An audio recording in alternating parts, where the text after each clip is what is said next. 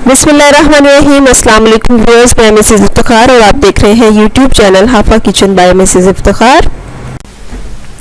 आज हमारे किचन में बनने जा रहा है जर्दा। तो आइए इसको बनाना शुरू करते हैं। बिस्मिल्लाहिर्रहमानिर्रहीम। इसको बनाने के लिए एक प्याली चावलों को मैंने 20 मिनट पहले भिगो दिया है। पतीली में पानी रखा है, जैसे ही बॉयल होगा तो हम इसमें चावल शामिल कर देंगे। ये देखिए पानी उबलने के करीब है, मैंने इसमें चावल शामिल कर दिए हैं। अब इसके अंदर मैं शामिल कर रही हूँ जर्दा रंग। आपके पास जो भी जर्दा रंग अवेलेबल हो, चाहे वो पाउडर फॉर्म में हो चाहे लिक्विड में, आप इसमें शामिल कर सकते हैं। मैंने इसमें आधा टीस्पून जर्दा रंग शामिल किया है। आप अपनी पसंद के मुताबिक इसका रंग तेज़ या हल्का कर सकते हैं। जर्दा रंग शामिल करने के बाद हम इसे चावलों को 80% तक गलाएंगे और फिर हम इसका पानी ड्रेन कर देंगे। दूसरी तरफ आप देख सकते हैं कि मेरे पास बादाम जो है वो मैंने उबलने के लिए रख दिए हैं, ताकि उनको छील के मैं बाद में अपने जर्दे में गार्निश के तौर पे यूज़ करूँगी। आप जब ये जर्दा बनाएंगे तो आपको बहुत ही आसानी हो जाएगी। ये बिल्कुल बहुत आसानी से बनता है। चावल 80% गल चुके हैं। अब मैं इनको ड्रेन कर रही हूँ इस तरह से। ये देखिए सारे चावल मैंने ड्रेन कर लिए हैं। ये 80% गल चुके हैं। देख सकते हैं कि अलग अलग चावल यहाँ पे नज़र आ रहा है। जो बच्चियाँ अभी खाना बनाना सीख रही हैं या जिन बहनों का जर्दा कभी अकड़ जाता है या कभी चावल बहुत गल जाते हैं, ये रेसिपी उनको बहुत मददगार साबित होगी और ये बहुत आसानी से और झटपट से बन जाता है। इसकी लेयरिंग के लिए सबसे पहले पैंदे में 4 से 5 चम्मच मैंने दही शामिल किया है। इससे क्या होगा कि पैंदे में चावल नीचे चिपकेंगे नहीं और दही का एक क्रीमी सा फ्लेवर भी चावलों में शामिल होगा। और फिर एक लेयर में चावलों की लगाऊंगी। उसके बाद व्यूअर्स मैंने एक प्याली चावल लिए हैं, तो मैंने चीनी जो है वो आधी प्याली ली है। आप अपने टेस्ट के मुताबिक चीनी को कम या ज़्यादा कर सकते हैं। मैं ज़्यादा चीनी यूज़ नहीं करती, इसलिए मैंने आधी प्याली ली है। आप चीनी एक प्याली भी ले सकते हैं और आधी से कम भी ले सकते हैं।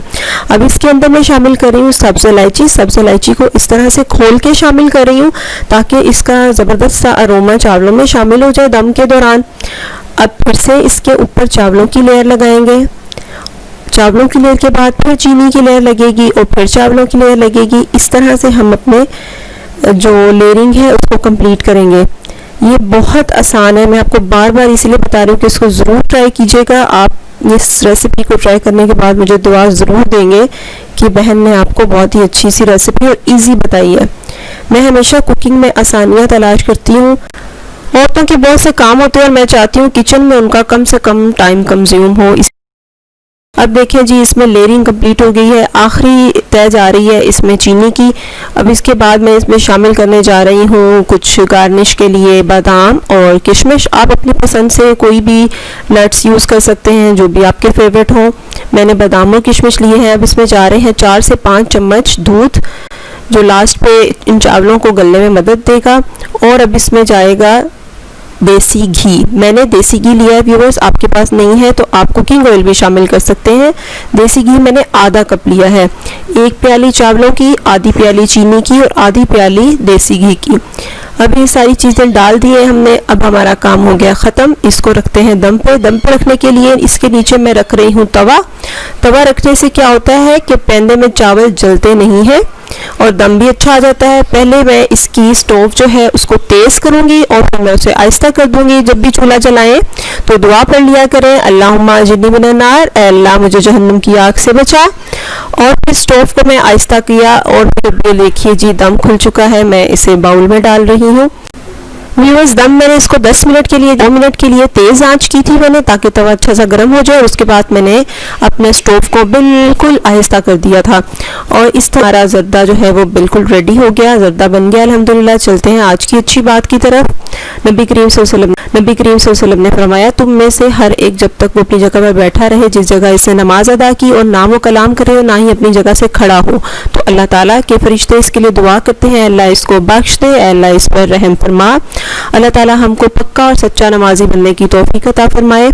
आमीन सुमा आमीन। तो व्यूअर्स ये थी मेरी आज की रेसिपी। उम्मीद करती हूँ आपको पसंद आएगी।